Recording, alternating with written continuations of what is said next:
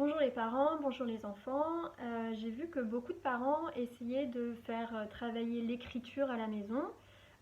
L'écriture, c'est quand même un apprentissage qui est très compliqué parce que il n'y a aucune lettre qui enfin, beaucoup de lettres ne se ressemblent pas, ne se tracent pas de la même manière. Quand on veut écrire un mot, ensuite il faut savoir quand lever le crayon, ou ensuite le reposer pour pouvoir continuer son mot. Enfin, il y a quand même beaucoup de difficultés.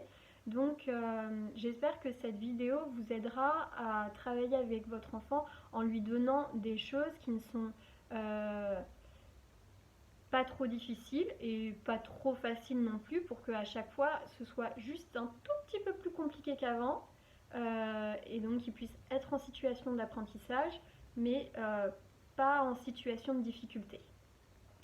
Alors déjà pour les outils que vous allez utiliser.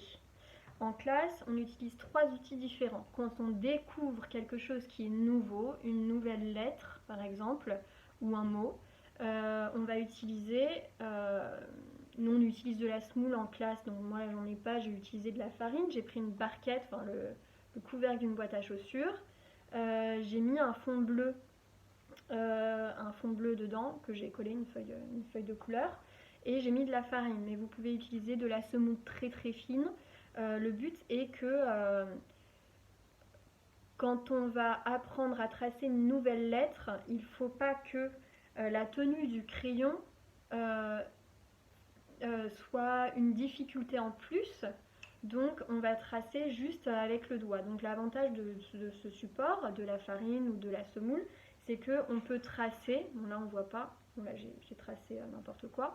Et après on peut secouer pour recommencer. Donc on trace, on secoue, on recommence. On trace, on se trompe, on secoue, on recommence, etc. Quand on a bien compris comment faire la lettre dans la farine avec son doigt, on peut passer à la difficulté supplémentaire, le faire au crayon à papier. Le crayon à papier, ce qui est bien, c'est que ça glisse tout seul sur la feuille. Il n'y a pas besoin d'appuyer fort avec ce doigt du dessus, en fait. Ce qui est plus compliqué avec un stylo, c'est que pour pouvoir écrire avec un stylo, il faut vraiment savoir appuyer fort, appuyer sur l'outil.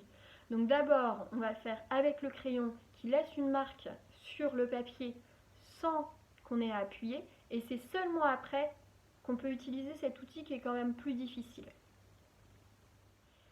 Alors, je vois dans des cahiers d'écriture des mots qu'on propose à écrire aux enfants comme famille, serpent, hélicoptère. Alors, ce sont des mots qui sont bien écrits quand on a déjà appris à écrire toutes les lettres.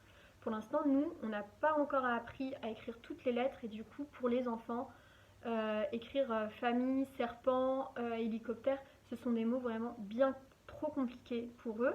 Et je vais vous montrer dans quel ordre travailler les lettres, et ensuite comment leur apprendre à écrire des mots avec ces lettres qu'on aura appris à tracer. Alors je vais déjà vous montrer dans quel ordre faire les lettres, les mots, etc. Et ensuite dans un second temps, quand je vous aurai présenté toute cette progression, cette manière progressive d'apporter l'écriture, l'apprentissage de l'écriture à votre enfant, je vous montrerai quels outils utiliser pour que ce soit progressif aussi. Alors en classe, quand je leur apprends l'écriture, on rassemble les lettres qui se ressemblent, où ça va être la même logique du geste. Donc par exemple, le E, c'est une petite boucle. Le L, c'est une boucle qui monte haut. Et le B, c'est une boucle qui monte haut et qui repart pour la lettre suivante. Avec ces 3 lettres, une fois qu'on aura déjà travaillé sur l'écriture du E, l'écriture du L, l'écriture du B, on peut leur proposer l'écriture de tout petits mots. Donc là, l'écriture de petits mots que je propose, court et simple, c'est par exemple le ou elle. Voilà, ça reste du coup dans la même logique de geste de boucle. Alors ensuite, si votre enfant commence à être à l'aise avec les lettres à partir de boucles et les mots à partir de boucles, on peut travailler sur 2 nouvelles lettres qui se ressemblent pareil.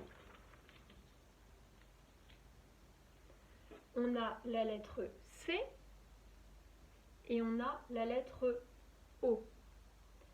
La lettre O, c'est la continuité de la lettre C. Elles se ressemblent dans leur façon de se former. Donc on va travailler sur la lettre C, on va travailler sur la lettre O, et une fois qu'on a bien travaillé sur ces 2 lettres, on se souvient qu'on sait écrire le E, on sait écrire le L, on sait écrire le B, on s'est entraîné, on sait écrire le C, on sait écrire le O, alors on va pouvoir passer à plus de mots, à partir toujours de ces lettres qu'on aura appris à tracer. Alors, moi je vous propose 3 mots.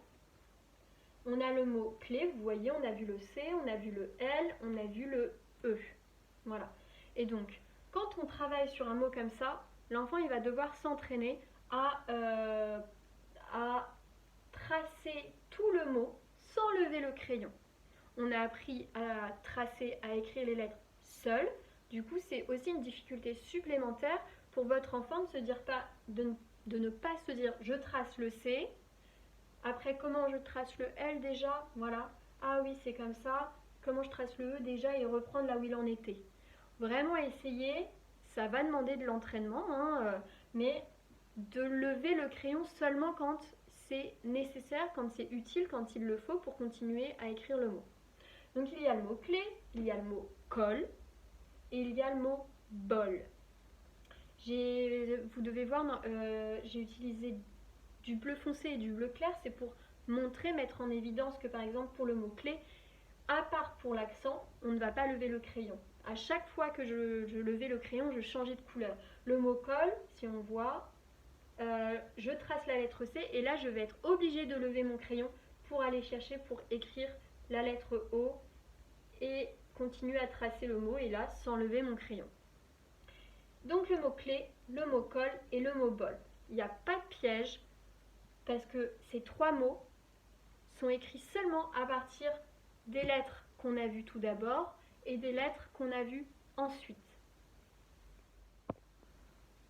On a vu les lettres qui font les boucles.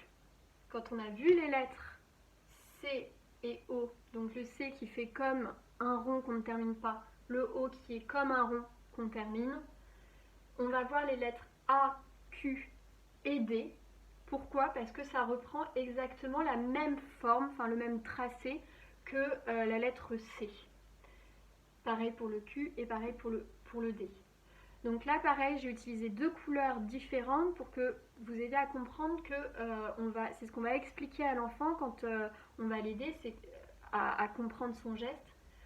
On fait comme la lettre C et ensuite, le mot qu'on utilise nous en classe, c'est on fait une canne. Le Q, on fait comme la lettre C et on descend, Ensuite, ici pour le D, comme la lettre C, et là on fait une canne comme le A mais qui commence de plus haut. Donc on a vu la lettre A, la lettre Q et la lettre D. Maintenant qu'on a vu ces 3 lettres, plus celle-ci, et bien il y a de plus en plus de mots qu'on va pouvoir écrire. Là, les mots, voilà. J'ai proposé, du coup on peut proposer 4 mots. Enfin là je vous donne juste des idées de mots qu'on peut proposer. Une fois qu'on a vu toutes ces lettres, on va pouvoir écrire le mot la, le mot lac, le mot balle, le mot code. Donc là encore, ça va être un entraînement d'écrire ces mots en attaché parce que il faut vraiment bien se repérer. Là, par exemple, quand on veut écrire le mot la boucle, voilà, c'est simple. Ensuite, il va falloir lever son crayon et savoir où le reposer. Nous, on a l'habitude d'écrire, c'est simple pour nous de se dire que le A, pour pouvoir l'écrire, on va mettre notre crayon juste ici. Mais pour un enfant, ça va demander du temps de comprendre et que pour lui ça devienne facile de savoir où poser son stylo après pour pouvoir continuer. Donc une fois qu'on a vu ces lettres et ces lettres, nous on travaille sur